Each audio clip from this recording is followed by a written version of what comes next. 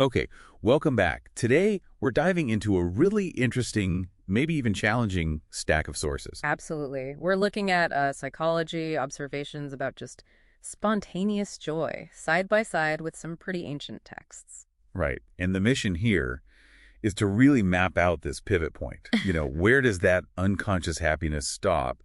And where does deliberate, maybe even chain-breaking choice start? Well, first, we need that baseline. What the sources point out is that often people don't consciously register being happy. They don't know it until maybe asked later.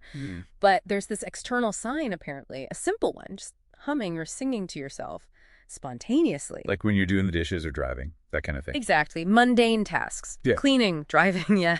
It's like an unconscious happiness meter just ticking away. Okay, but hold on. Sometimes I hum when I'm stressed, just to distract myself. How do these sources separate that out? Is it really peace or just noise? That's a great point.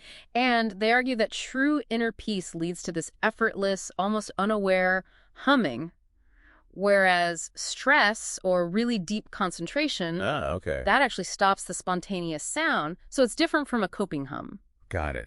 And the sources mention the content of the song matters, too. Hugely. It matters what you're humming. Like when you're young, maybe it's current pop songs, carefree stuff. Yeah, I remember that phase. But later in life, it often shifts to older songs, things stored deep in memory, and, crucially, the mood of that song. That's the dictator part, right? Exactly, the mood dictator. If you wake up humming something bright, upbeat, good day ahead, usually. But if it's a sad song, you Yeah. mentioned one like, I want to cry. Right, if that gets stuck in your head, it apparently can just cast a shadow over the whole day. You're kind of stuck in that feeling. Wow. Okay, so if the song reflects the subconscious, what happens when something changes that subconscious foundation?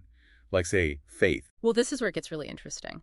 The observation is that when people develop a strong faith life, the genre of their spontaneous humming often changes dramatically. To hymns, worship songs. Precisely. Hymns, worship music. And the argument isn't just, oh, they like different music now. It's presented as something deeper, a spiritual shift in where that peace is coming from. Okay, so the usual rule is inner peace leads to humming. But what about situations where peace seems, well, impossible? Like truly awful circumstances. This is where the sources bring in the extreme test case, Paul and Silas in that Philippian jail. Right, Acts 16. Can you remind us how bad it was? It was brutal.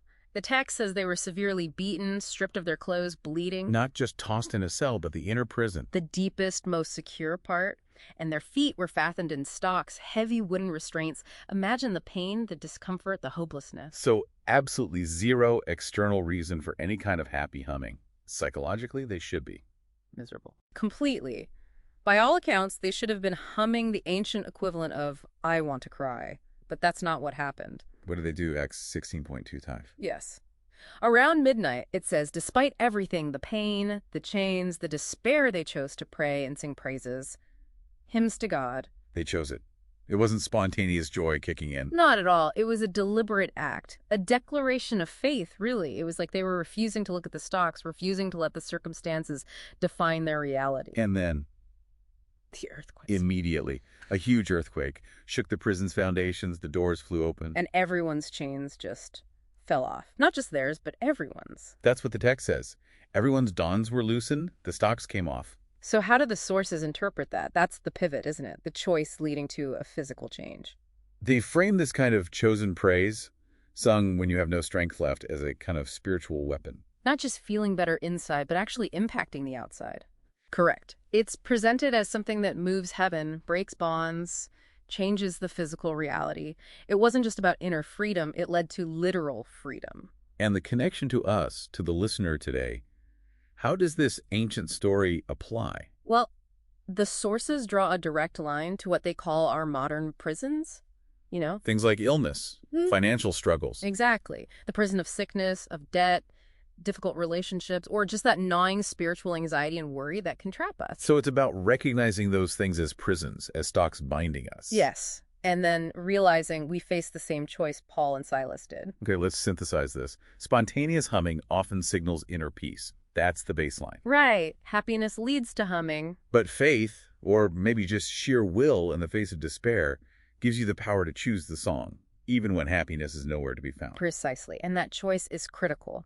So for you listening, when you're in your own prison, whatever that looks like, what song are you humming? Is it the song of despair, the I want to cry, dictated by the circumstances? Or is it the chosen song?